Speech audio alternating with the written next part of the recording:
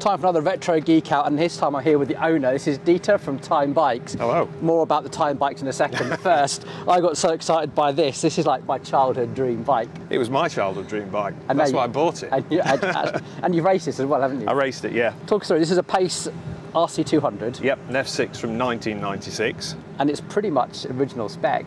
Pretty much all original apart from a couple of small bits, but basically tyres worn out, chain, cassette, but I've managed to replace them with whatever I could get my hands on. These are still like, these Kenda tyres, they were the thing at the time, weren't they? They were the ones to have. So talk us through. So we've got the Pace Forks, yep. RC36s. RC36 lowers, yep. But the internals are from an MXCD, but it's using the narrower crown out of an RC36, so yep. didn't really make them, but I got my hands on a pair. And these were so sought after. These were ones with the carbon lowers, which were just so pimp at the time. Yeah, there was. It was very good. And you can still get parts for these. You go to the Pace shop, they still have the parts for these, which I think is incredible.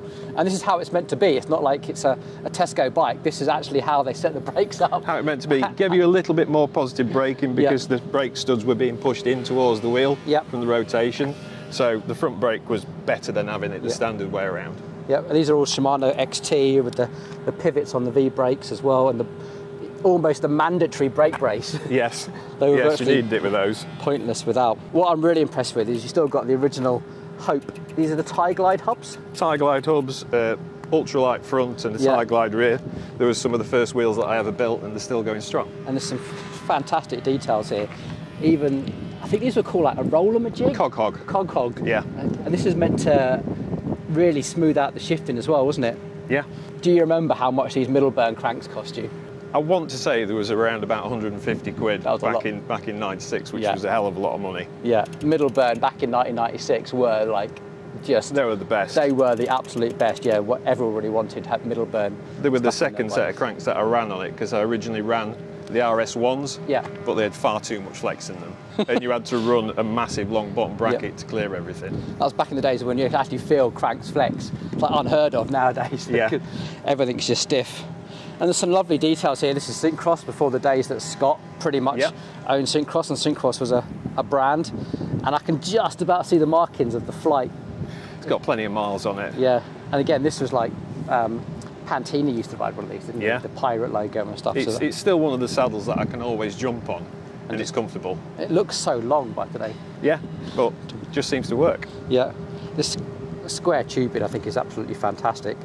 And like proper like Yorkshire engineering, like welds. This is the time when Cannondale were making that handmade in the USA and all those beautifully smoothed out welds. And these guys from Yorkshire like, no, square, weld. Square, machine it on the outside. And yet, easy. And yet it was still beautiful. Yeah. You know, it always turns heads if I take it out for a ride.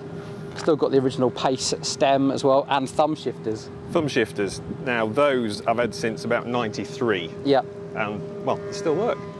Of course, there's nothing to go wrong. Nothing to go wrong with them. I've got a brand new set in a box just in case they have a break. Yeah. And when was the last time you rode it? In anger, the last time I raced it was around about 2004 in Mountain Mayhem. Wow. But every now and again, I'll always take it out for a couple of rides a year. Occasionally take it up to Dolby. And do you ever get that, oh, I really reminisce, I wish bikes were like this? Or like, oh my God, thank God we've moved on. Not at all.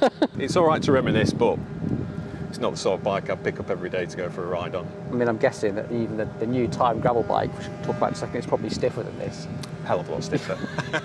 Just to put it in perspective. Brilliant. Thanks so much for bringing it in, Dieter. Cool. We'll keep this video short and sweet, but I hope you enjoyed this video. Just a little glimpse back at where we've come from in the last 25 years. 27 years for this. 27 years.